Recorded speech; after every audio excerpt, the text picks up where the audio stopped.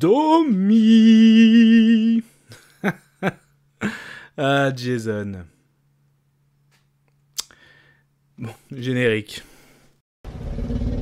Soit on meurt en héros, soit on vit assez longtemps pour se voir endosser la peau du méchant. Pour ce genre de choses, il existe des hommes comme moi. Il t'arrive de saigner. Vous pouvez respirer, vous pouvez cligner des yeux, vous pouvez pleurer. Ah, m'a ramené le conduit celle-là.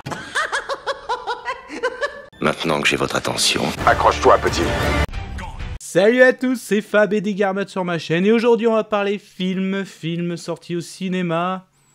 Fast and Furious, le 10e volet, donc Fast and Furious X, qu'on peut voir en chiffres romains, et c'est bien trouvé. Alors déjà, la vidéo sera faite en plusieurs parties. Déjà, quelles étaient mes attentes par rapport à ce 10e volet de la franchise Fast and Furious. Là, synopsis, de quoi il parle ce 10e volet. Ce que j'ai aimé, moi aimé, sans spoiler, avec une petite conclusion. Mes attentes.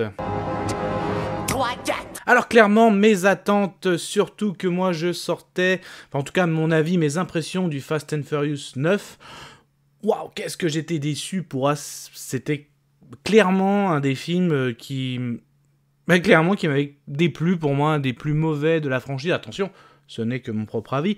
Donc déjà, quand t'arrives sur un 9e volet, le 10e arrive, il t'annonce que c'est la fin.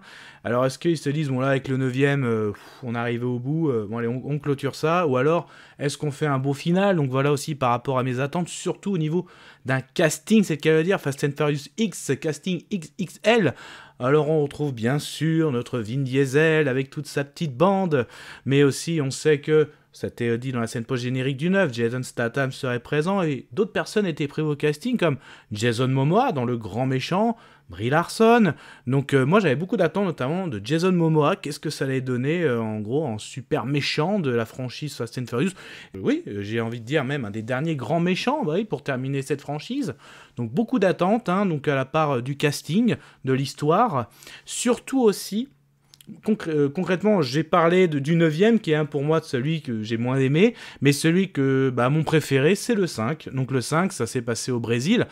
Le 5, c'est à la fois l'alliance des premiers volets, 2, 3, 4. Donc c'est là le premier qu'on a vu où Brian, Dominique, mais aussi Roman Pierce, tout le monde est réuni. Et ça a lancé vraiment cette petite bande, c'est le cas de le dire, et là en gros le gros final, et en gros ce super vilain, donc notre Jason Momoa qui avait joué le rôle de Dante, c'est le fils du grand trafiquant brésilien, Monsieur Reyes du 5e volet, donc il y a carrément un lien avec celui que j'ai le plus aimé de la franchise. Donc clairement, qu'est-ce que ça allait donner? Donc ce volet 5, ce Fast and Furious 5, c'est celui que c'est mon préféré, voilà. Donc qu'est-ce que ça allait donner tout ça? Déjà, avant, de quoi il parle ce 10e volet? Il était une fois une Le synopsis, alors de quoi parle Fast and Furious X, Fast and Furious 10? Ça t'est un petit peu dit dans mes attentes, c'est le cas de le dire.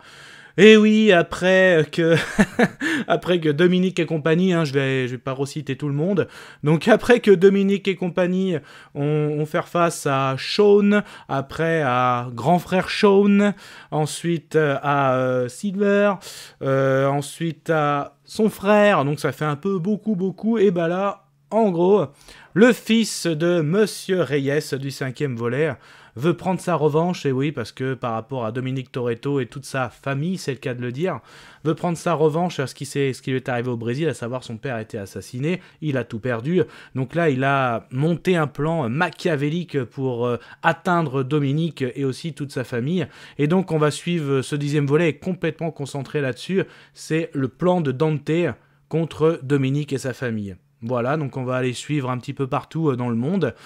Et justement, ça va être à force de cascades, de bolides, de combats, de fight gun, tout est réuni dans ce 10e volet. Du coup, qu'est-ce que j'ai aimé, qu'est-ce que j'ai moins aimé? C'était chouette. Ah, ça craint. Ah, immonde. Je t'aime plus que 3 fois 1000. Alors Clément, qu'est-ce que j'ai aimé déjà? Commençons, j'ai envie de faire un petit point sur le casting. Il est tellement Fast and Furious XXL, je vais faire le point de chacun sans sans spoil, je suis en no spoil, hein, vous inquiétez pas. Alors, pour être sûr, et même déjà au niveau du casting, quand même, petite parenthèse, bah, j'ai envie de commencer par le réalisateur, parce que oui, le réalisateur, bah, c'est monsieur Louis Leterrier, oui, c'est un Français, donc faut quand même mettre en avant, hein, quand c'est un film qui est bien fait, bah, en plus c'est un Français. Moi notamment, c'est lui qui a fait les premiers Transporteurs, le 1 et le 2, il me semble. Au niveau super-héroïque, l'incroyable Hulk, moi j'aime bien aimer, hein, c'est mon film de Hulk préféré. Et donc là, le voir prendre les rênes de la fin de la franchise Fast and Furious, donc là, le Fast and Furious 10, on sait qu'il est en 2 parties, en tout cas on sait qu'il y a un autre qui est prévu, hein, pour vraiment que la saga est clôturée en 2 volets, le 10 et le 11. Donc là, il est sur les 2. Donc quand même, je tenais à faire une petite parenthèse, hein, en plus, un Français. Donc voilà, au moins c'est fait. Et j'en suis très satisfait. Le casting, bah, je vais commencer par notre héros, j'ai envie de dire, hein, notre Vin Diesel, qui joue toujours le rôle de Dominique Toretto, ça va de soi. Toujours notre chevalier avec sa monture à moteur.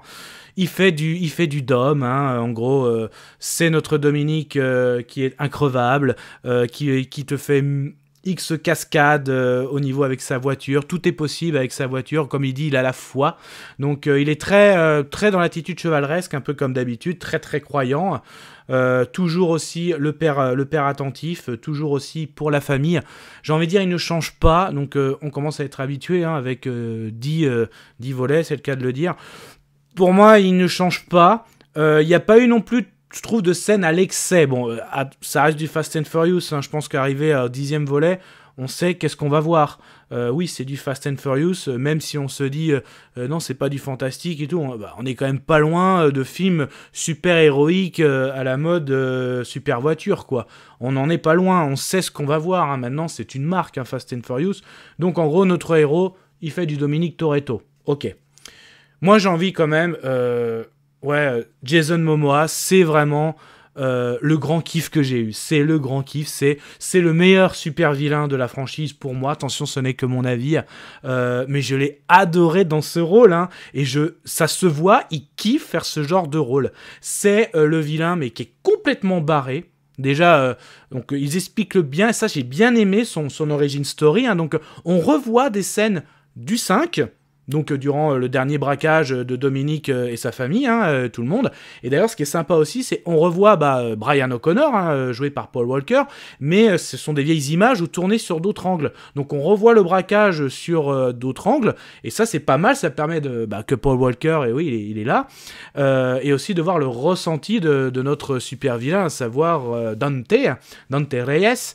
Déjà c'est bien amené, donc certes, il a souffert aussi de la mort de son père, il a eu un grave accident, et pendant toutes ces années, il a monté un plan bien machiavélique, bien barré, et lui aussi, il est complètement barré, quoi. Quand je vois, je vais pas spoiler, mais la scène quand il est dans le commissariat abandonné, mais complètement barré, hein, à faire la manucure, les ongles et tout, mais complètement allumé. Quand tu vois, il est Dominique et tout, il est complètement allumé, j'adore. Tu le vois aussi bien courir, aussi bien préparer des plans machiavéliques. Je le trouve excellent, et ça se voit que Jason, il kiffe faire ce genre de rôle. Enfin, moi, je l'ai ressenti en tant que spectateur. Et d'ailleurs, le dernier film que j'avais vu avec lui, donc c'était sur Netflix. Donc là, quand il était dans le monde des rêves, là, même le film, j'avais pas trouvé terrible, mais ce que j'avais remarqué, c'est que concrètement, ça se voit qu'il adore faire ça. Et d'ailleurs, pareil, dans le prochain Aquaman qui va sortir, il avait annoncé que son personnage allait être un peu humoristique. Ça m'étonne pas, hein, parce que ça se voit, il adore. Et en plus, il y a des rumeurs comme quoi, dans le DCU, il serait Lobo, mais je pense qu'il serait parfait, quoi, aussi bien physiquement que comment l'interprétation. Mais en tout cas, le gros point fort, Dante Reyes, joué par Jason Momoa, c'est vraiment le gros point fort. Autre chose au niveau des Toretto, donc on a une apparition de, Mama Toretto, Et oui, hein, donc on la voit au début hein, quand ils font le fameux traditionnel, ils aiment bien se faire des barbecues. Donc de voir la Mamma Toretto, bah, ça fait plaisir. Hein. En plus, je rappelle qu'au volet précédent, bah, on avait appris sur la mort hein, du père de Papi Toretto. Donc là, ça fait plaisir. Voilà, c'est une scène, mais ça fait toujours plaisir. Un autre acteur que j'adore, donc Alan Richards, donc là, qui joue le rôle. Bah en gros il est dans les forces de l'ordre, dans l'agence, hein, ouais, pas vraiment des forces de l'ordre, dans l'agence. Très bien, j'adore cet acteur. Mais la gonflette, là, il a trop gonflé, je le trouve un peu trop gonflé, hein, c'est le cas de le dire. Alors ces scènes sont pas extraordinaires, il joue bien, mais je le trouvais toujours un peu trop gonflé, mais après, ouais, il joue bien. Et là, ce que j'ai bien aimé aussi, notamment si je reprends le 5, qui est un de mes préférés, je rappelle que dans le 5, Dominique, Brian, sa sœur Mia, ils sont recherchés, mais à la fois on sait que c'est pas des méchants, quoi. Mais donc du coup, t'as Hobbs qui veut retrouver Hobbs et son équipe dans le 5, hein, veut retrouver Brian, Dominique et Mia, et donc à la fois t'as Dominique et ses potes qui sont contre Reyes, et à la fois ils sont poursuivis par Hobbs. Bah là c'est pareil un petit peu, dans le plan de, je vais pas trop en dévoiler, mais dans le plan de Dante, il a réussi à détourner Dominique et sa bande de l'agence, et du coup c'est Alan Richards qui joue Aimé, il s'appelle Aimé, je crois que c'est ça. Donc il reprend un peu le rôle de Monsieur Personne, hein, je rappelle qu'on a revu on sait que dans le dernier volet il a disparu, mais par contre lui, il veut chasser Dominique, et on retrouve Dominique qui se fait chasser, et ça j'ai bien aimé dans ce rôle-là. Et aussi dans l'agence, Monsieur Personne, belle liaison, il a une fille jouée par Brie Larson. Là concrètement, Brie Larson, elle m'a pas... Sans plus, voilà, pour moi, le côté de son personnage, sans plus, hein, Mademoiselle Personne, sans plus pour moi, voilà. Michelle Rodriguez, toujours dans le rôle de Letty, donc là, toujours adepte de la moto, hein, depuis le dernier volet, toujours ses scènes de badass, hein, c'est le cas de le dire. Donc, en gros, qui fait du Letty, hein, j'ai envie de dire. Pareil, un peu comme... on sait que c'est la compagne à Dominique, elle est fidèle à son personnage. Dans la petite bande, donc, Anne, on sait qu'il a fait son retour. Roman Pierce est présent. Que j'oublie pas aussi, il y a Tej, et la 4e, Megan. La petite bande est bien là, tout lourd, chacun dans son rôle. La grande gueule de Roman. Anne, à la fois très discret, mais qui arrive à montrer de sa présence, et notre binôme un peu de geek, hein, j'ai envie de dire, Megan et Tej. Là, ce que j'ai bien aimé aussi, c'est que durant le plan, donc notre super vilain Dante a réussi à faire séparer la bande. Donc on retrouve Dominique, notre chevalier solitaire, donc il va affronter justement ce grand méchant, et les autres sont vraiment pourchassés, les 4 ils sont séparés, et ça j'ai bien aimé, parce que des fois dans les Fast and Furious, quand ils étaient tous ensemble, c'était un peu dur de chacun trouver sa place, et là en fait on suit plein de petites histoires, donc sans trop en dévoiler, en gros pour vous dire, Letty s'est fait capturer par des forces de l'ordre, Dominique affronte... on va dire ce super vilain, et notre petite bande est recherchée, elle va essayer justement de se dépatouiller de ça, et il y a un lien avec la scène post-générique du 9 justement, où il retrouve Shaun, donc justement quand on le voit faire la boxe dans la scène post-générique, il y a un lien. Donc la scène de Jason Statham, il a une scène, mais elle est efficace, voilà, elle est très efficace, avec la petite bande, très très bien. Au niveau des super vilains, vous allez me dire, mais où est Cypher ? Cypher aussi, elle est là, alors que j'ai bien aimé son introduction. Donc avant, elle arrive, elle va se présenter à Dom et Letty, elle est blessée, en gros tu vois qu'elle s'est fait amocher. Et à un moment, elle dit une phrase, ce soir j'ai rencontré le diable, et je pensais que c'était moi. Et donc là, elle parle justement de notre Dante, hein, justement, qui s'en est pris à elle.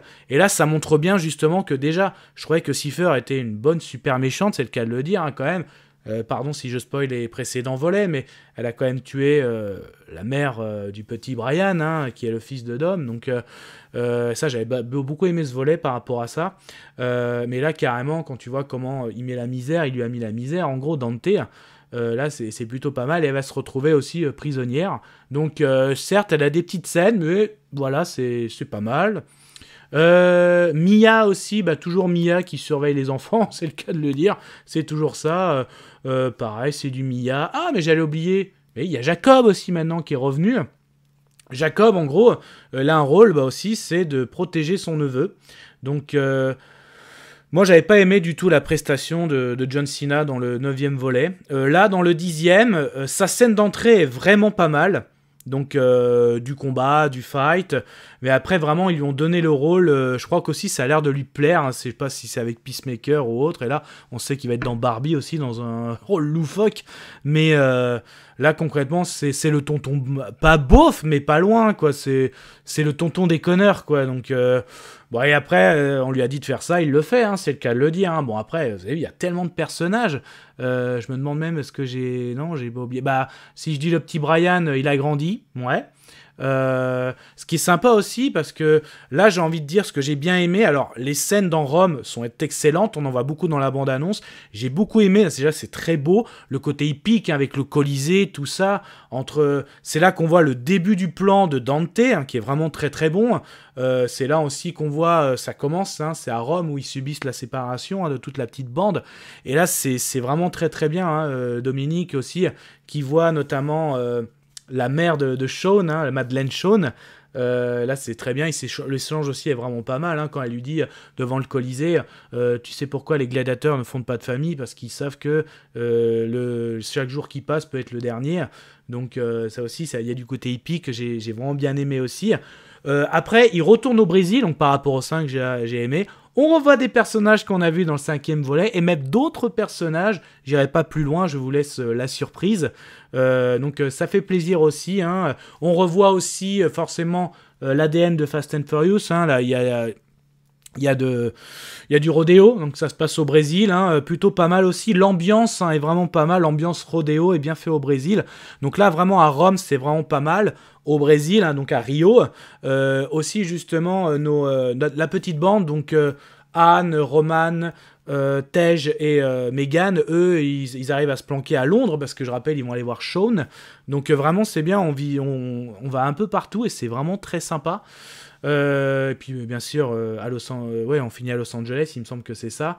Donc il y a côté très mythique aussi, hein, on retrouve le pont au Brésil, voilà, c'est vraiment tout un lien. Et moi qui ai adoré le 5e volet, franchement si je peux vous conseiller, c'est de vous refaire le Fast and Furious 5 et après vous tapez le 10. Voilà, ça c'est un conseil que je peux vous donner, vous n'allez pas non plus tout faire, mais déjà de se refaire le 5 avec l'ambiance, la musique était tellement bonne, et je pense que tu te enchaînes avec le 10.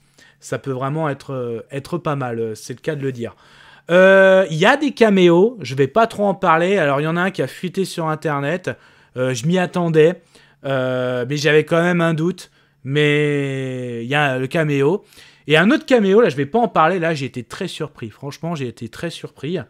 Mais ça annonce vraiment le 11e volet, vraiment un grand final.